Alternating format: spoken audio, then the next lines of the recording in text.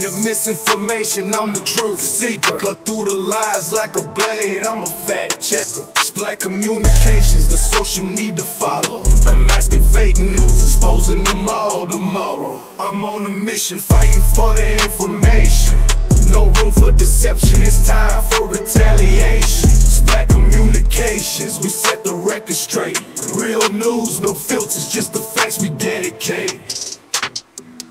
Fake news spreading like an epidemic outbreak, but I won't back down, I'll be the one to make them choke. Black communications, now they're relevant until exposing all the lies. Watch them burn in hell. Good day, ladies and gentlemen, Rosa here of Splat Communications. Before we start, may we request dear followers, viewers and subscribers to please don't skip ads. This will help us a lot to continue the work that we do. Thank you. Likewise, may we request those who have not subscribed yet to please do so. Kindly make it a habit to like the videos, but more importantly, share it so you can help us in our fight against fake news, misinformation and disinformation. Sira ulo, putang ina.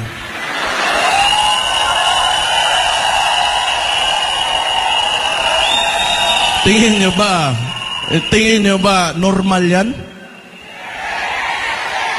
Kaya nga, either makapal talaga yung mukha mo na ayaw mo dumaan ng election, or tanga ka. Hindi ako ang nagsabi nun.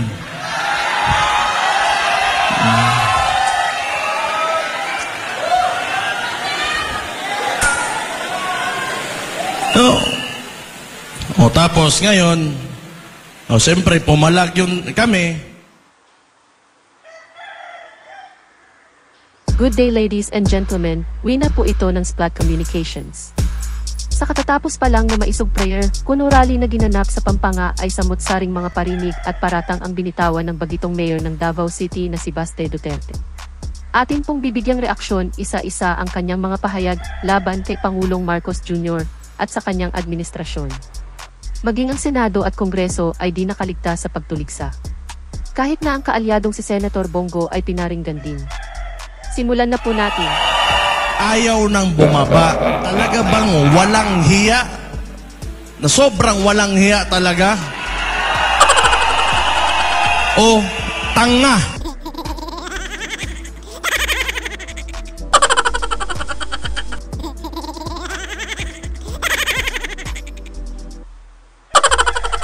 Di ba kaya kayo natatakot at gumagawa ng kwentong kutsero tungkol sa bintang na pagpe-perpetuate in power ay dahil atat at gusto nyo na makakabalik agad ang pamilya nyo sa Malacanang, di ba, Mayor?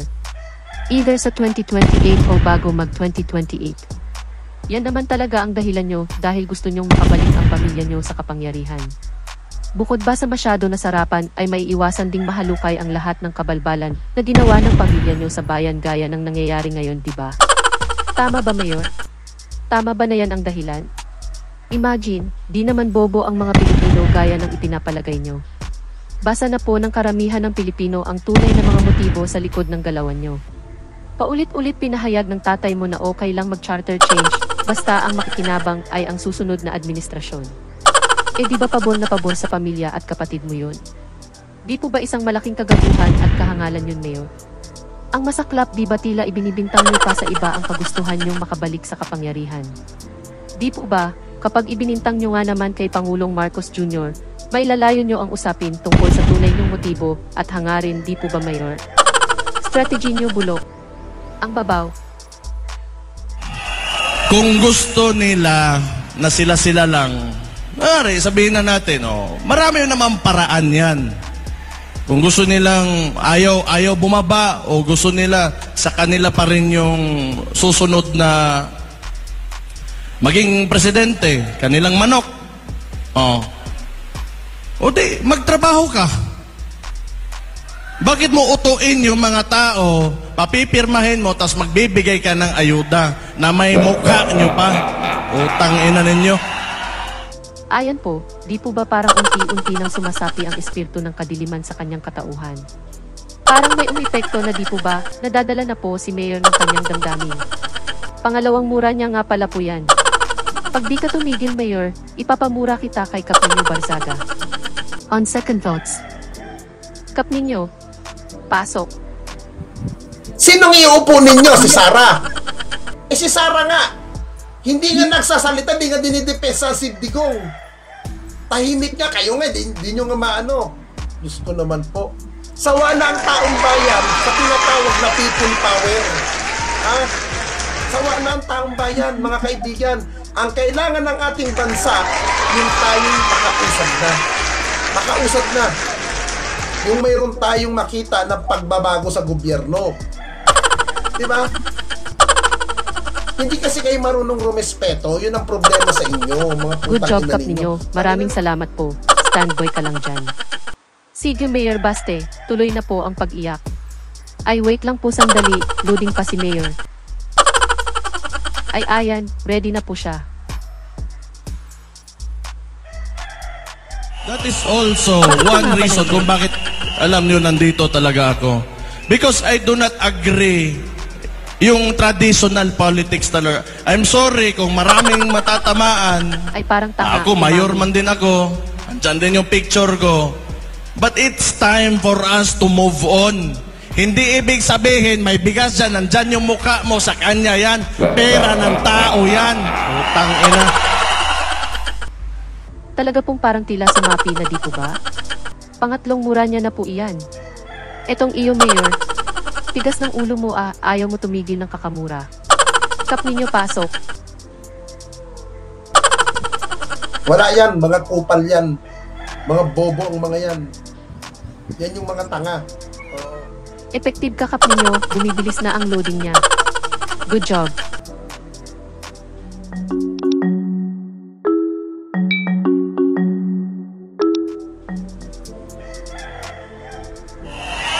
Alam nyo, pag lagi tayong nandito sa cycle na yan, yung mga practices talaga ng Philippine politics, pa-picture-picture, kada may magbigay ng pera sa mga kailangan, may picture talaga nakaabot, ipopost, kunwari sa kanya yung pera na yon, hindi naman talaga. Huwag na kayong maniwala sa ganon. Kailangan, we have to go beyond Nice that. words, Mayor. Palakpakan naman dyan. Pero teka, di ba kakaamin mo lang na gawain at ginagawa mo din naman yung maglagay ng litrato mo sa mga projects, di ba? Di mo ba matututunan na wala kang moral ascendancy to preach and advocate for clean politics?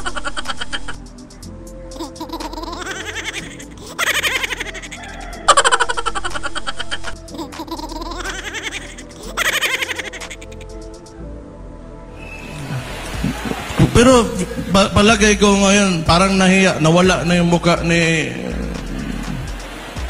Nahiya rin. Meron din palang hiya. Kasi yung picture, napakalaki before, ngayon maliit na lang.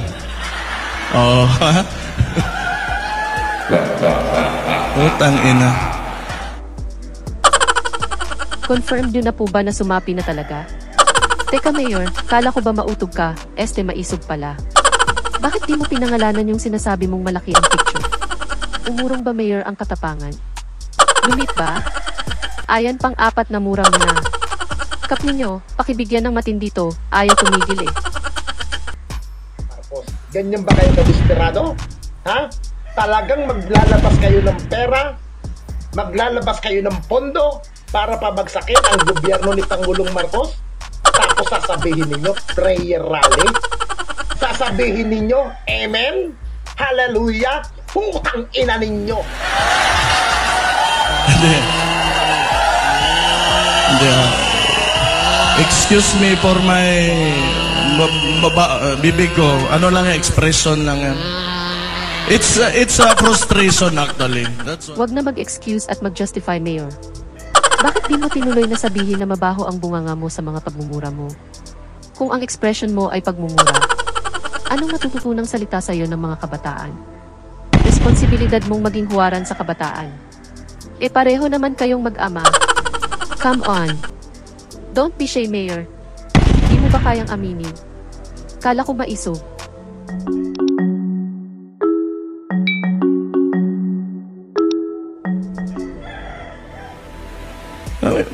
Sa dami mong problema and the opportunity that you have being a head of president, or, like a couple of people who are in the highest places in government, positions in government, ang dami mong pwedeng ayusin, but your unang-una mong priority is magpatagal lang ng wala pa ka magpakita ka naman ng kahit may ginawa ka lang. Mayor, paano mo naman makikita ang ginagawa ni Pangulong Marcos Jr. at ng pamahalaan kung ang mga sinusubaybayan mo ay mga influencers at vloggers na panay fake news ang inihahayag? Natural, Mayor, di ba? Panay basurang balita lang din ang mapupulot mo kung sila ang papaniwalaan mo. Iisa ang tinatawag niyong echo chamber, kayo-kayo nabubudulan doon.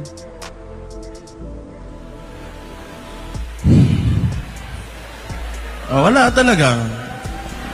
Tingin nila, yung buhay ng Pilipino, ganun lang kadali. Na parang monarkiya talaga. Gusto ko, today, I will become the king, and this lady will become the queen, and all of, nasa lahat ng baba namin, kontrolado namin. Mayor, alam namin, napakadali para sa inyo ng buhay ng Pilipino. Ilan nga daw ang nalagasabi ng ICC? Around 30,000. Yan, bumalik ka na naman sa monarchy, deri mong bulok, paulit-ulit ka na ng sinasabi. Bumababa na ba? Sira ulo, putang ina.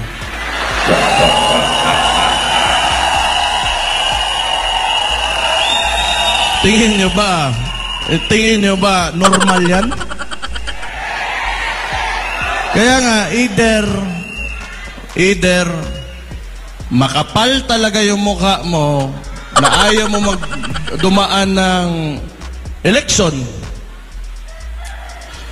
or tanga ka. Hindi ako ang nagsabi nun.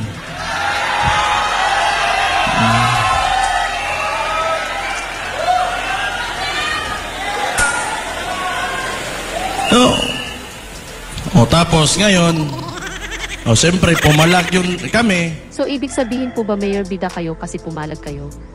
Kayo at pamilya niyo lang ba ang savior ng sambayan ng Pilipino? Ang tawag po yata dyan ay Messianic Complex. Messianic Complex po ang tawag dyan, di ba? Isang psychological disorder po yan, Mayor, di ba?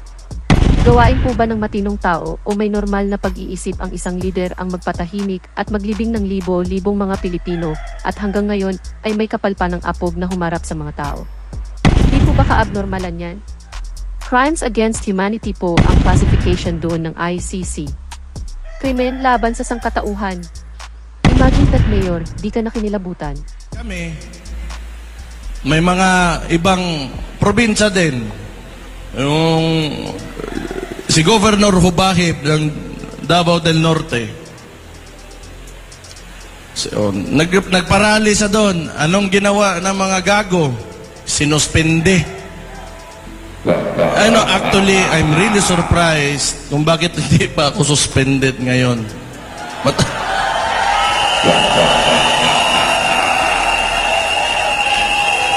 Siguro, hindi nila alam siguro, tama ba, mali ba, tama ba. Pero, okay lang din. I-suspend nila ako, okay lang. Libre yun na bakasyon. Yung mga anak ko, mapasal ko, wala ko iisipin. Hindi na ako mag-take ng leave. Pero, rumors lang din naman yun. Sinuspende nila si Governor Hubahib pagkatapos ng makbang ng Maisog. Kasi, sa kanila, hindi pwede na magsalita ka. Hindi pwede na may ibang tama or may punto ka. kailangan sila lang yung pwedeng, sila lang yung tama lagi. Saan yung utak nito mga to? Una sabi mo na...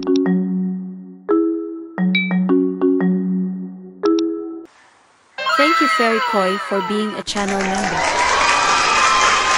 In a world unfolding, where stories come alive amidst the chaos. Please support Splat Communication channel memberships. For small amounts per month, you would be able to help us continue our fight against fake news and disinformation. We have 3 levels of memberships: Splat Beginner, Splat Intermediate Plus, and Super Splat. Channel members have the any or all of the following perks: Loyalty Badge, Priority Reply to Messages, Members Only Live Chat, in-video and live video shoutouts, Early Access to Videos, Connecting to Social Media, Free and Discounted Merchandise. Hurry! Please become a channel member now. What can you say? Kindly share your thoughts in the comment section. We hope you enjoyed and learned something today. In behalf of the Splat Communications team, till next time. Stay safe. Rosa out. Bye.